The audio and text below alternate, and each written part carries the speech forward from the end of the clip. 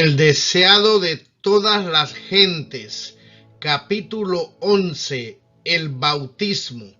Las noticias referentes al profeta del desierto y su maravillosa predicación cundieron por toda Galilea. El mensaje alcanzó a los campesinos de las aldeas montañesas más remotas y a los pescadores que vivían a orillas del mar, y en sus corazones sencillos y fervientes halló la más sincera respuesta. En Nazaret repercutió en la carpintería que había sido de José, y uno reconoció el llamamiento. Había llegado su tiempo.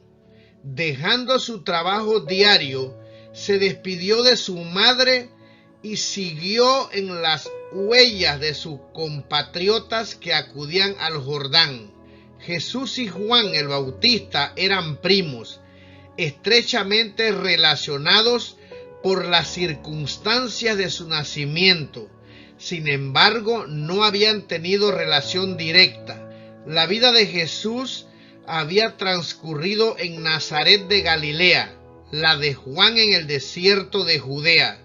En un ambiente muy diferente, habían vivido recluidos, sin comunicarse el uno con el otro. La providencia lo había ordenado así. No debía haber ocasión alguna de acusarlos de haber conspirado juntos para sostener mutuamente sus pretensiones. Juan conocía los acontecimientos que habían señalado el nacimiento de Jesús. Había oído hablar de la visita a Jerusalén en su infancia y de lo que había sucedido en la escuela de los rabinos. Conocía la vida sin pecado de Jesús y creía que era el Mesías, aunque sin tener seguridad positiva de ello.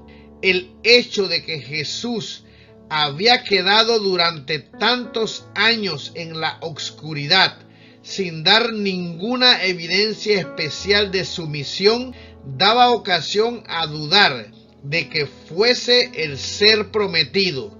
Sin embargo, el Bautista esperaba con fe, sabiendo que al tiempo señalado por Dios todo quedaría aclarado. Se le había revelado que el Mesías vendría a pedirle el bautismo, y entonces se daría una señal de su carácter divino. Así podría presentarlo al pueblo. Cuando Jesús vino para ser bautizado, Juan reconoció en él una pureza de carácter que nunca había percibido en nadie. La misma atmósfera de su presencia era santa e inspiraba reverencia. Entre las multitudes que le habían rodeado en el Jordán, Juan había oído sombríos relatos de crímenes y conocido almas agobiadas por miradas de pecado. Nunca había estado en contacto con un ser que irradiase una influencia tan divina. Todo esto concordaba con lo que le había sido revelado acerca del Mesías. Sin embargo, vacilaba en hacer lo que le pedía Jesús.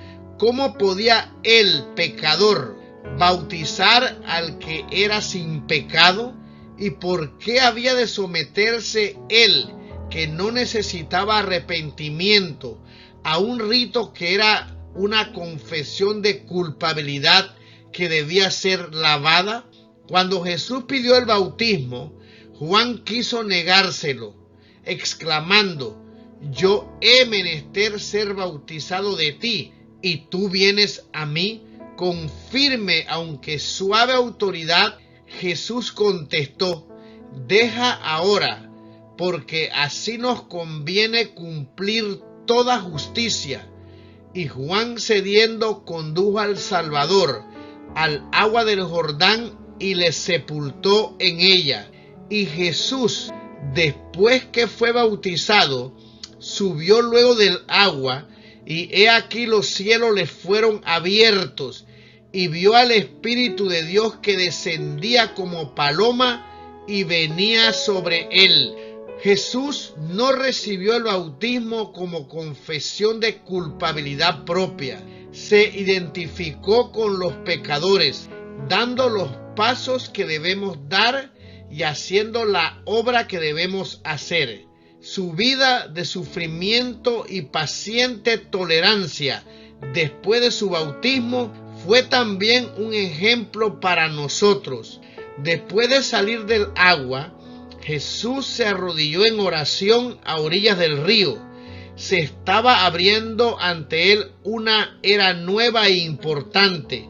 De una manera más amplia, estaba entrando en el conflicto de su vida. Aunque era el príncipe de paz, su venida iba a ser como el acto de desenvainar una espada.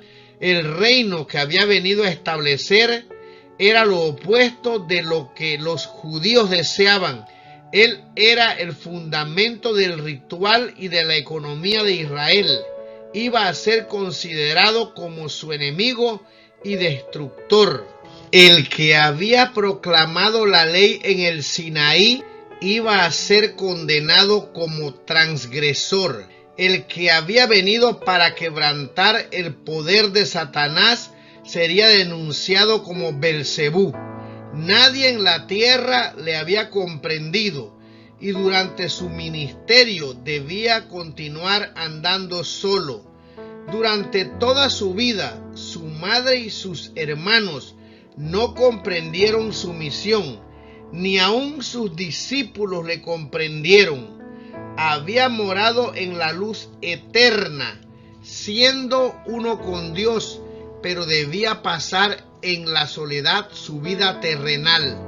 Como uno de nosotros, debía llevar la carga de nuestra culpabilidad y desgracia.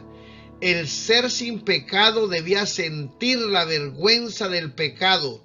El amante de la paz debía habitar con la disensión. La verdad debía morar con la mentira, la pureza con la vileza. Todo el pecado, la discordia y la contaminadora concupiscencia de la transgresión torturaban su espíritu. Debía hollar la senda y llevar la carga solo. Sobre aquel que había depuesto su gloria y aceptado la debilidad de la humanidad, debía descansar la redención del mundo. Él lo veía y sentía todo, pero su propósito permanecía firme. De su brazo dependía la salvación de la especie caída, y extendió su mano para asir la mano del amor omnipotente. La mirada del Salvador parece penetrar el cielo mientras vuelca los anhelos de su alma en oración. Bien sabe él cómo el pecado endureció los corazones de los hombres y cuán difícil les será discernir su misión y aceptar el don de la salvación.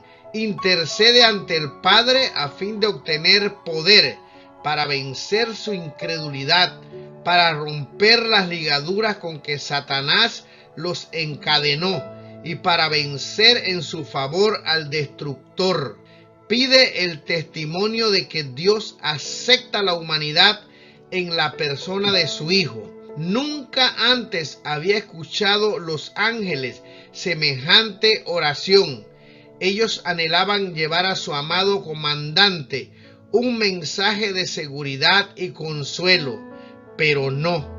El Padre mismo contestará la petición de su Hijo. Salen directamente del trono los rayos de su gloria. Los cielos se abren y sobre la cabeza del Salvador desciende una forma de paloma de la luz más pura, emblema adecuado del manso y humilde. Entre la vasta muchedumbre que estaba congregada a orillas del Jordán, pocos, además de Juan, discernieron la visión celestial.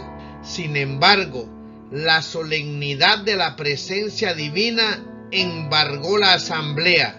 El pueblo se quedó mirando silenciosamente a Cristo.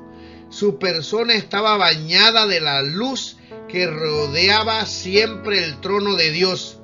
Su rostro, dirigido hacia arriba, estaba glorificado como nunca antes había visto ningún rostro humano.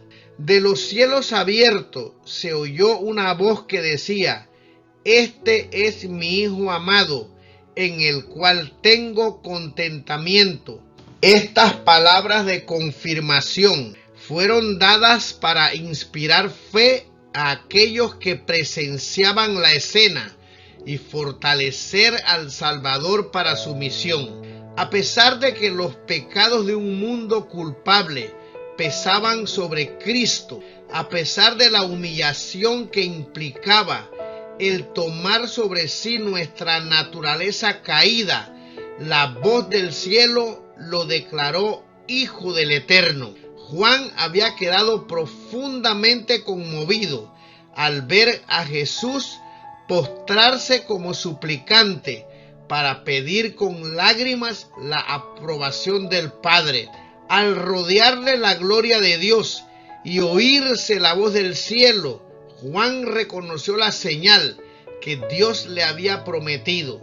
Sabía que era al Redentor del mundo a quien había bautizado. El Espíritu Santo descendió sobre él y, extendiendo la mano, señaló a Jesús y exclamó: He aquí el Cordero de Dios que quita el pecado del mundo.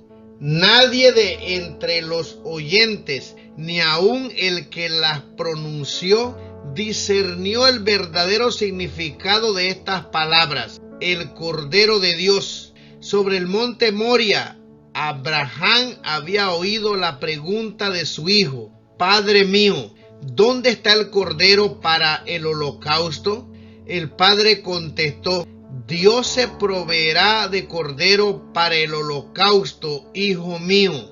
Y en el carnero divinamente provisto en lugar de Isaac, Abraham vio un símbolo de aquel que había de morir por los pecados de los hombres. El Espíritu Santo, mediante Isaías, repitiendo la ilustración, profetizó del Salvador. Como cordero fue llevado al matadero. Jehová cargó en él el pecado de todos nosotros.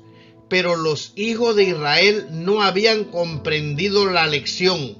Muchos de ellos consideraban los sacrificios de una manera muy semejante a la forma en que miraban sus sacrificios los paganos, como dones por cuyo medio podían propiciar a la divinidad. Dios deseaba enseñarles que el don que los reconcilia con Él proviene de su amor. Y las palabras dichas a Jesús a orillas del Jordán: Este es mi Hijo amado, en el cual tengo contentamiento, abarcan toda la humanidad. Dios habló a Jesús como a nuestro representante. No obstante todos nuestros pecados y debilidades, no somos desechados como inútiles. Él nos hizo aceptos en el amado. La gloria que descansó sobre Jesús es una prenda del amor de Dios hacia nosotros. Nos habla del poder de la oración, de cómo la voz humana puede llegar al oído de Dios y ser aceptadas nuestras peticiones en los atrios celestiales. Por el pecado la tierra quedó separada del cielo y enajenada de su comunión, pero Jesús la ha reconciliado otra vez con la esfera de gloria. Su amor rodeó al hombre y alcanzó el cielo más elevado. La luz que cayó por los portales abiertos sobre la cabeza de nuestro Salvador caerá sobre nosotros mientras oremos para pedir ayuda con que resistir a la tentación. La voz que habló a Jesús dice a toda alma creyente: Este es mi Hijo amado, en el cual tengo contentamiento. Amados, ahora somos hijos de Dios y aún no se ha manifestado lo que hemos de ser, pero sabemos que cuando Él apareciere, seremos semejantes a Él, porque le veremos como Él es. Nuestro Redentor ha abierto el camino, de manera que el más pecaminoso, el más menesteroso, el más oprimido y despreciado puede hallar acceso al Padre.